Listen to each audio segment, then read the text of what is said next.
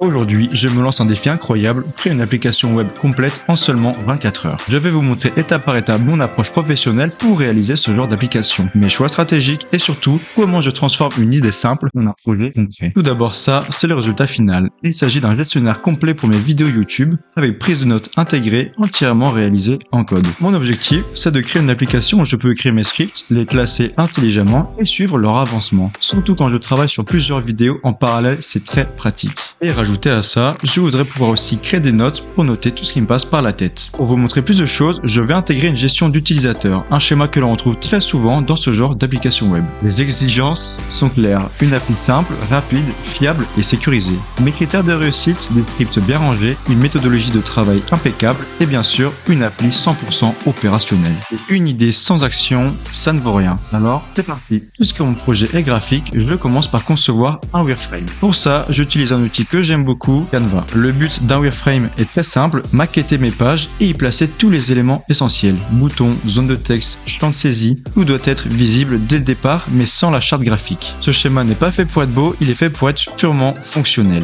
Pourquoi c'est important? Parce que ça me donne une vision claire de mon application avant même d'écrire une seule ligne de code. Et surtout, c'est un gain de temps énorme et notamment quand je vais commencer à coder ma page, je sépare la réflexion de la réalisation. Et croyez-moi, quand on essaie de faire les deux en même temps, on finit par perdre du temps. Juste après le wireframe vient l'étape du maquettage. C'est la même logique, mais cette fois, j'ajoute la partie graphique, couleur, marge, taille, police. Et pourquoi c'est très important de faire un maquettage? Parce que dans le monde pro, le maquettage est très souvent un élément contractuel qu'on fait valider au client et qui s'est accepté. C'est lui qui dit clairement au développeur, l'application finale doit ressembler à ça. Et grâce à ça, le développeur a une vision très précise de ce qu'il doit coder. C'est littéralement un modèle qu'il doit juste recopier. Le résultat, une idée claire et aucun doute grâce au maquettage. Maintenant que l'analyse est terminée, on passe à la conception. Le cahier des charges est clair, l'application est définie. Il est temps de choisir l'architecture logicielle et surtout les technologies adaptées. Et attention, je ne prends pas ma technologie préférée ni celle que je maîtrise le plus, je choisis celle qui correspond le mieux au projet. Retiens bien cette phrase, c'est le projet qui définit la technologie et pas l'inverse. Déjà graphiquement, aucune question à se poser, je vais utiliser du langage web. Ensuite, je vais avoir beaucoup de données à enregistrer. Donc mettre en place une base de données peut s'avérer être le meilleur choix sans aucun doute. Et enfin, pour faire le lien entre mon interface graphique et ma base de données, j'ai besoin d'un élément central qui orchestre tout, le serveur web,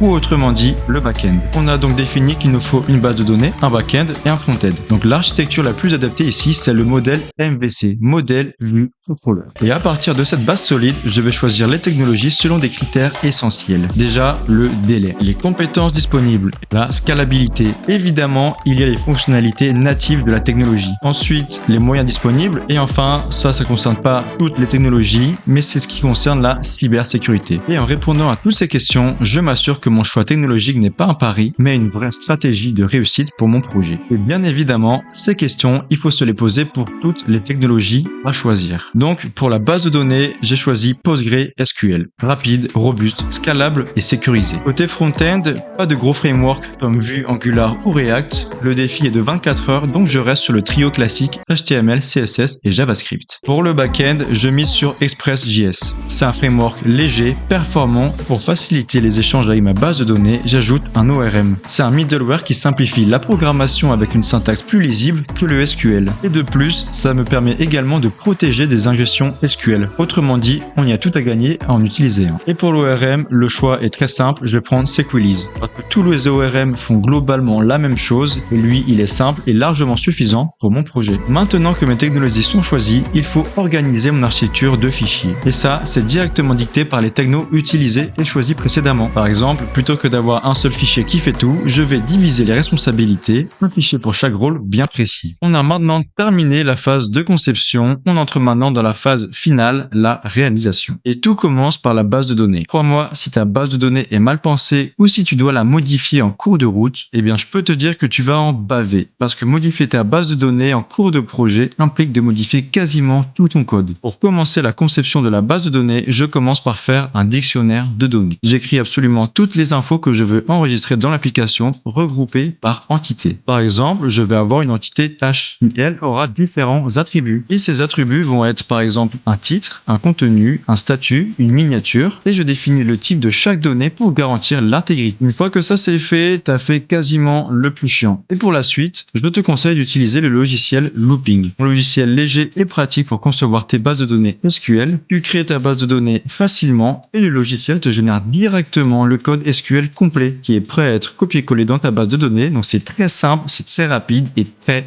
efficace. Une fois que l'installation est terminée, vous ouvrez le logiciel et vous créez un nouveau fichier. La première étape est toute simple. Partez de votre dictionnaire de données et transformez-le en table. Chaque information prend sa place dans la base, il n'y a rien de compliqué. Ensuite, pour chaque table, on ajoute un identifiant unique, l'ID. C'est lui qui sert de clé, c'est la véritable empreinte digitale de vos données. Et concrètement, pour faire ça, vous prenez chaque table, vous prenez le nom de cette table en question, et vous ajoutez ID devant. Et bien sûr, vous pensez à déclarer cette variable de type ID. Donc faire ceci, c'est ce qui va nous permettre d'avoir une base de données solide et ce qui va nous permettre de créer nos liens par la suite. Pour ce qui est des liens, un petit conseil, il faut bien sortir un instant du contexte de ton projet et penser uniquement aux liens réels qu'il y a entre les tables. C'est probablement la partie la plus difficile qui va concerner la partie base de données, mais en vrai c'est quand même beaucoup plus simple que ce qu'on l'imagine. Ici, je crée donc le lien entre mes deux tables et je définis les cardinalités. En clair, je dis si une tâche peut appartenir à 0 ou une playlist, et une playlist peut contenir 0, une plusieurs tâches. C'est juste une petite gymnastique logique à avoir, mais rien de sorcier. Tu fais ça pour toutes les relations nécessaires et ton schéma devient limpide. Et la bonne nouvelle, une fois que ça c'est fait, ta base de données est prête. Je vais ensuite installer PostgreSQL,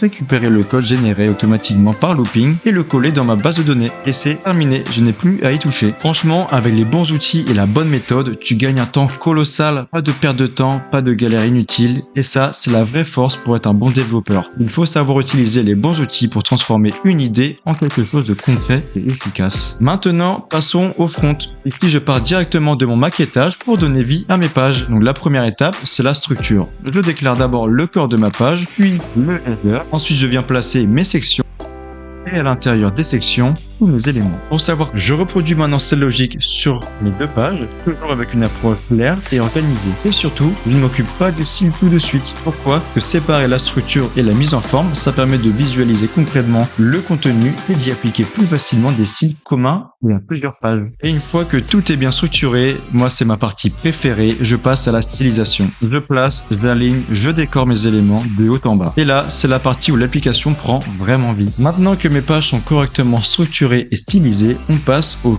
cœur de l'application, le back-end. La première étape, c'est de déclarer une table d'échange entre le front et le back. C'est là que vont circuler toutes les informations, demandes d'authentification, échange de tâches, de notes, etc. Ensuite, j'initialise mon application et je mets en place le système de routage. Le principe est très simple. L'utilisateur fait une action, le front envoie une requête au serveur, le back va venir piocher s'il faut des informations dans la base de données, il va venir analyser cette requête et renvoyer une réponse au front. Donc la réponse, ça peut être une page HTML, une donnée précise, une liste de tâches, bref, tout ce dont l'application a besoin pour fonctionner. Ensuite, je déclare donc toutes mes routes, une par une, en prévoyant à la fois la demande côté front et la réponse côté back. Et je fais ça jusqu'à ce que tous les échanges soient mis en place. Donc maintenant que j'ai tout fini, à ce stade, on a une application fonctionnelle. Mais nous, on ne va pas s'arrêter là. On veut faire les choses proprement et jusqu'au bout. Ça passe par un minimum de cybersécurité. Par exemple, je vais installer la protection CSRF. Son rôle, c'est garantir un échange sécurisé entre le client, donc le navigateur, et le serveur. Et sans cette protection, il pourrait y avoir un service malveillant qui pourrait tenter de lancer des requêtes à la place de l'utilisateur, donc à la place du navigateur, et ça, on ne le veut pas. C'est une couche de sécurité essentielle pour éviter que quelqu'un d'autre n'agisse à ta place. Ensuite, il y a une autre couche de sécurité que je dois ajouter, c'est la protection XSS. Elle intervient lorsqu'un attaquant essaie d'injecter du code malveillant